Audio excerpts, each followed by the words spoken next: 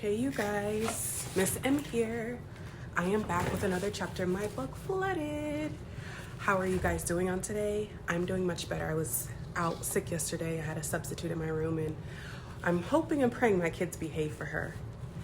I'm gonna read the effects of cortisol in the brain.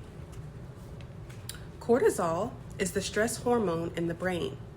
It affects mood, motivation, and fear.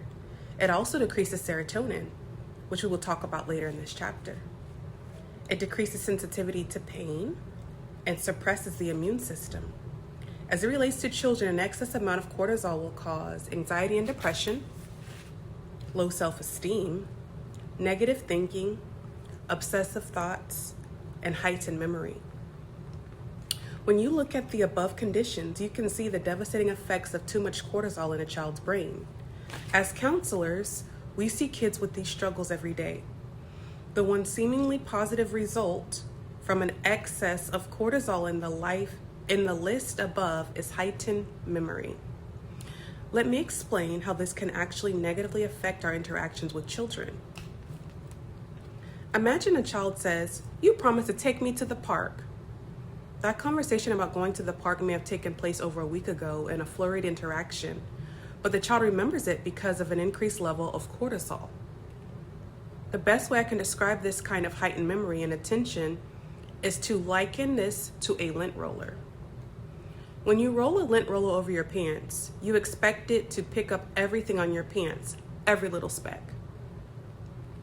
That is similar to the mind of a child with increased levels of cortisol.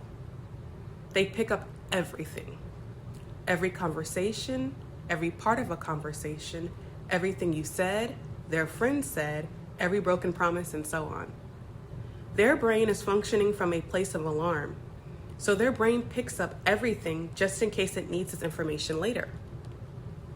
It is difficult for us to be around people with heightened memory, but it's even worse to live that way. Imagine if you put into memory every single occurrence of your day, driving to work, drinking coffee, a conversation with a colleague. It's exhausting. You spend your whole day maxing out your brain's capacity for input, but you don't get much rest at night either. During sleep, the brain shuffles through all events from the day and keeps what it needs and forgets the rest. This is why sleep is imperative for our survival. However, for many kids and adults, there's so much information to assimilate that a restful night of sleep is not possible. Many kids will pick up the smallest piece of information from their day and dream about it all night. They will vaguely remember